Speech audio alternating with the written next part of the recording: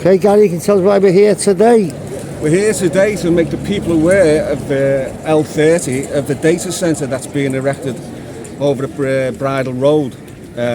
We've done this before and we've found that an awful lot of people don't even know that it's there. Okay, Paul, can you tell us why we're here today? Yeah, we're here for the data centre that's planned for Bootle on the site of the old Gyro Bank. First thing to say is this proposal goes against the Sefton local plan. Okay, I'm here with Eileen O'Connor from EM Radiation Research Trust. Can you tell me why you're here today, please? Well, I've come along to support the residents of Netherton. I'm really concerned to hear that there's going to be an enormous data centre in this area, and it's one of 400 in the country. I'm really shocked but not surprised that Sefton Council have put their hands up for this data centre. So we're here to enlighten people basically. We have quite a few points that we need to put over to them, and we're asking them to sign our objection letter. Not before they've read this, obviously, because that's what it's all about. Informed consent, if you like. So we're speaking to the people. We've already had a great reception, got a lot of signed letters. We're here for another couple of hours at least. Data centres require 24/7 industrial scale cooling fans and backup diesel generators, and this is going to cause noise and disturbance. There's going to be a constant hum and intermittent testing of generators,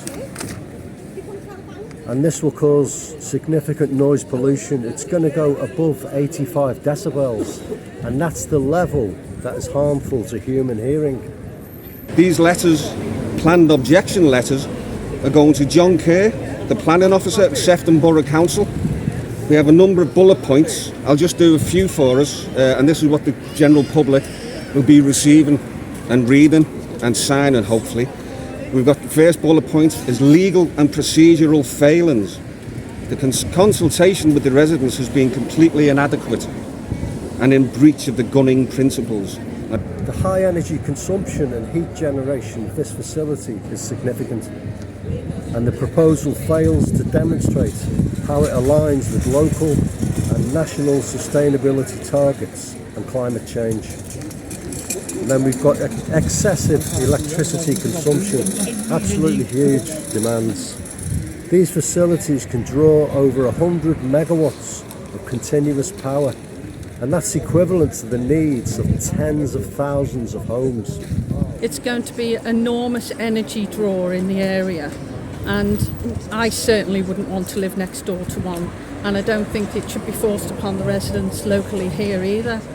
You know, there's predictions of power outages, the massive draw of energy that it's going to need. But it's no wonder they're putting their hands up for a data centre here, because Liverpool has the largest 5G network in the whole of the country, second biggest in the world, and Sefton Council we're about to follow on in partnership with Liverpool City Council and bring this system throughout the whole of this area. Data centres use sulphur or emit sulphur hexafluoride, that's SF6, in their electrical infrastructure. So that's in the switchgear and circuit breakers for arc quenching and safety purposes. But SF6 is a greenhouse gas which is 24,000 times more potent than CO2. It remains in the atmosphere for thousands of years, so it makes even small leaks environmentally significant, and it leaks during installation, maintenance or decommissioning, contributing to climate change. And the EU has mandated a ban on new SF6 based MV switchgear starting in January 2026. Second one, lack of transparency. There's no clarity on the nature of the data processing or the surveillance and control capabilities and the intrusion of privacy. Well, we need to stop it because it's not right. It's not fair on the people here. And, you know, we've already got a system that needs to be taken down as far as I'm concerned. It's putting people's lives at risk and people's health at risk. And so, you know, The council need to start listening to the people they represent them rather than industry. It's time to put public health first, and people's lives, their homes, their livelihoods and everything of the people who are going to be surrounding that enormous data centre. The next thing is power cuts and grid strain. In the event of power cuts or rationing of electricity, as happened in the 1980s, people fear that this data centre will take the precedence over residents. In other words, we are the ones who are going to have their power supplies cut off before this data centre ever gets its power supply cut off. And then on top of that, we've got excessive water consumption. The electrical gear here has got to be cooled down. It's got to run at a very cool temperature. And the data centres, because of that, can consume millions of litres of water daily for cooling systems. This puts immense strain on local potable water supplies, especially during periods of drought or water stress. For what? To service this big massive 5G network that nobody really wants. What for faster downloads and uploads? But what about our health? And what about our well-being? What about our children? It's about time that Sefton Council started to listen to the people and started to work for us rather than industry. And I feel this demand will affect the local network and conflict with Sefton Council's policy EQ8, and that refers to sustainable water management. Excessive water consumption for cooling threatens local supplies again. It's putting the data centre in front of local needs. We fear the reference to a cooling loop is merely a box-ticking exercise to satisfy the green agenda. Lack of transparency. We've found this is happening in every data or proposed data site. It's worrying. General data protection regulations. We need to understand how this major data centre, 400 planned for the UK, will be controlled under GDPR, the law governing how personal information is used by organisations. Again, next one, lack of social and economic benefits. Unlike other industrial uses, data centres typically create very few permanent local jobs once operational. The permanent loss of land to a low employment use does not serve the Sefton economy.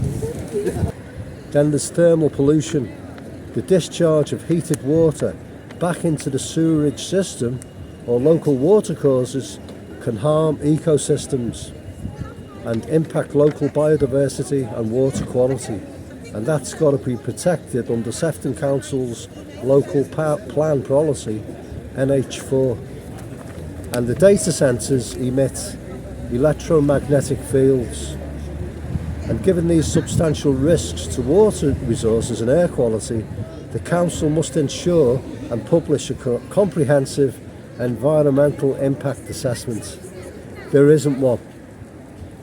Recent UK legal challenges have successfully quashed data centre approvals where the full environmental impact of water and energy use was not properly scrutinised.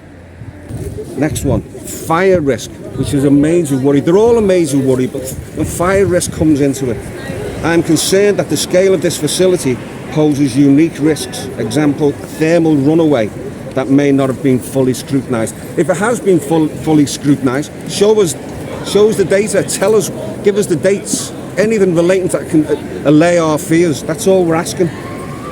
Emergency evacuation plan. Sounds frightening, maybe it is, maybe we all need to be aware of it at least. In the event of a fire involving server components and plastic cabling, toxic smoke and emissions could quickly reach nearby properties.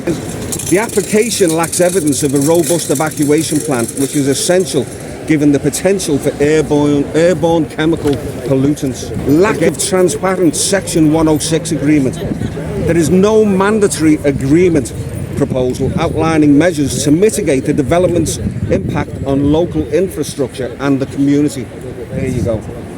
So reviewing and commenting on the developer's proposal before this planning application is approved is being denied. There's that big word, denied. CDM regulations. It's concerning that the council has no details of the principal designer. Wow. To be able to have confidence in the developer's competence and compliance with the regulations and indicates the application is being considered as routine when it is not.